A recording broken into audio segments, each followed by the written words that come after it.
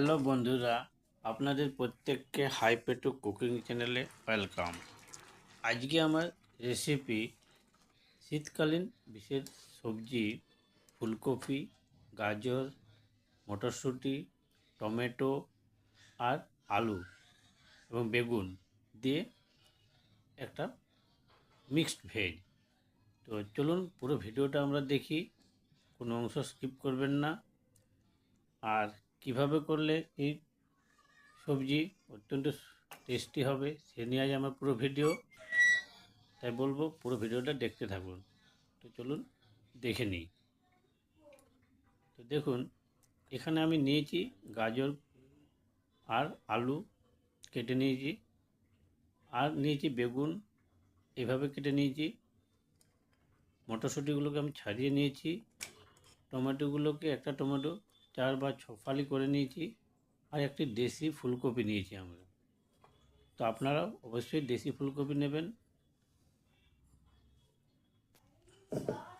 এরপর আমি অ্যামোকুইনের একটি ইউটেন্সিল পাত্র আমি এখানে গ্যাস ওভেনে চাপিয়ে নিয়েছি।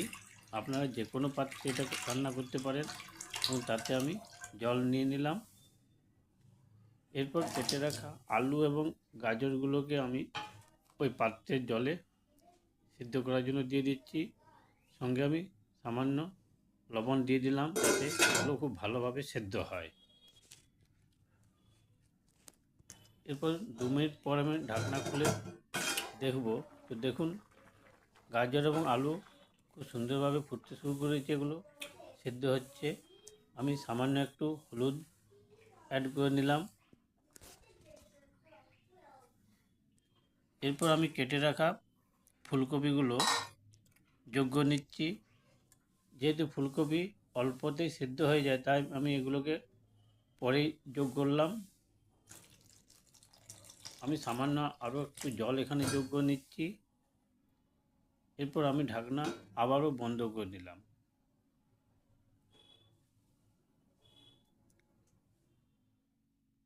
এরপর অন্য একটা ওভেন জ্বেলে নিচ্ছি, ওদিকে ওগুলো আমার সিদ্ধ হচ্ছে, এবং একটা কড়াইয়ে সামান্য একটু তেল দিয়ে আমি চাপিয়ে নিচ্ছি। এরপর আমি কেটে রাখা বেগুনগুলোকে ওই তেলে ভালোভাবে ভেজে নেব। এই বেগুনগুলোকে আমি খুব ভালোভাবে ভেজে নিচ্ছি। বেগুনগুলোকে খুব ভালোভাবে ভেজে নিতে হবে। আমি সামান্য একটু লবণ এখানে যোগ করে নিচ্ছি। এরপর দিয়ে দিচ্ছি সামান্য একটু হলুদ গুঁড়ো। লবণ এবং হলুদ গুঁড়ো দিয়ে আমি বেগুনগুলোকে খুব ভালোভাবে ভেজে নেব। নেড়ে চেড়ে এভাবে ভেজে নিতে হবে।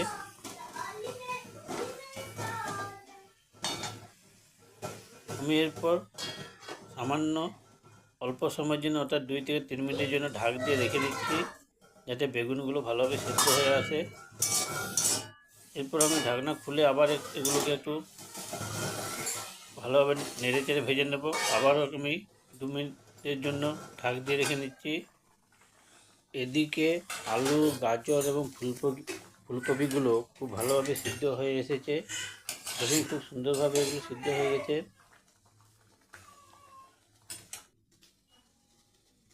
এগুলোকে আমি অল্প সময়ের জন্য রেস্টে রেখে দিচ্ছি। এরপর ঢাকনা খুলে আমি এগুলোকে তুলে নেব। খুব সাবধানে এগুলোকে তুলতে হবে, না হলে ফুলকপিগুলো কিন্তু ভেঙে যাবে। তা আমি খুব সাবধানে, খুব আস্তে আস্তে আমি এখানে আলু, ফুলকপি এবং গাজরগুলোকে, সেদ্ধ করা গাজরগুলোকে একটা প্লেটের মধ্যে তুলে নিচ্ছি।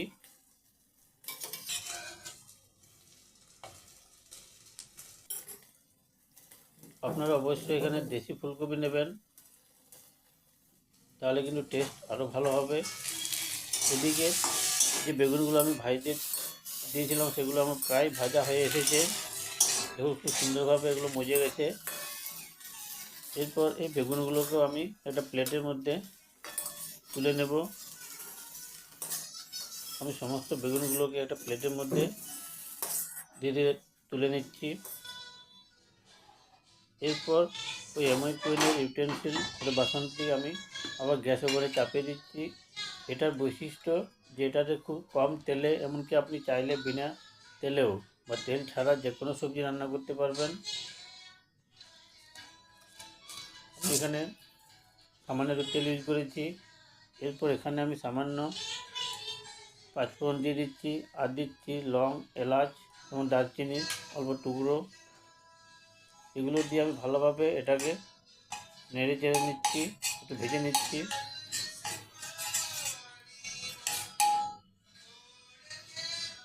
এবার ভেজে নেবেন সামান্য। এরপর আমি কেটে রাখা টমেটো কুচিগুলোকে এখানে যোগ করে নিচ্ছি, আর সঙ্গে সামান্য একটু লবণ দিয়ে দিচ্ছি। এতে টমেটোগুলো খুব সহজেই খুব তাড়াতাড়ি সিদ্ধ হয়ে আসবে। টমেটোতে সামান্য লবণ দিলে খুব তাড়াতাড়ি এটা সিদ্ধ হয়ে আসে। এরপর এগুলোকে আমি সামান্য সময়ের জন্য ভেজে নেব। এবং আমি এখানে টমেটোগুলোকে নেড়ে চেড়ে ভেজে নিচ্ছি।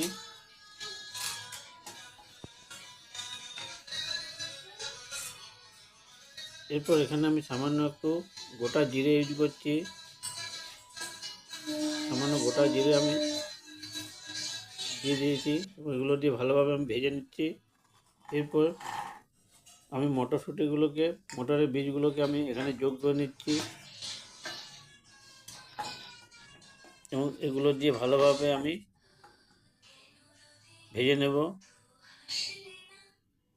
এরপর একটা ছোট্ট প্লেটে আমি জিরা এবং ধনে গুলে রেখেছিলাম, সেটাকে আমি এখানে যোগ করে দিচ্ছি। এরপর আমি সামান্য একটু জল যোগ করব।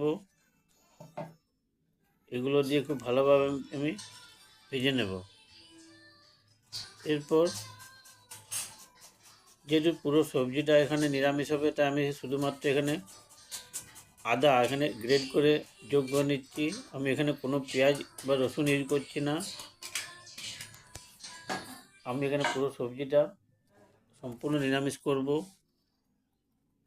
এরপর ভেজে রাখা বেগুনগুলোকে আমি এখানে যোগ করে নিচ্ছি এবং খুব ভালোভাবে এগুলোকে আমি মিশিয়ে নিচ্ছি। আমি এখানে সামান্য হলুদ গুঁড়ো যোগ করে নিচ্ছি। এরপর আমি এগুলোকে খুব ভালোভাবে মেখে নিচ্ছি।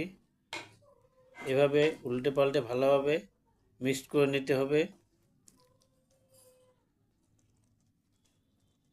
এরপর আমি 2 থেকে 3 মিনিটের জন্য আমি ঢাকনাটা লাগিয়ে দিচ্ছি। 2-3 মিনিট পর আমি ঢাকনা খুলে দেখব যে আমার ভিতরে সবজিগুলো খুব ভালোভাবে সেদ্ধ হয়ে এসেছে। দেখুন খুব সুন্দরভাবে এগুলো মিশে গেছে।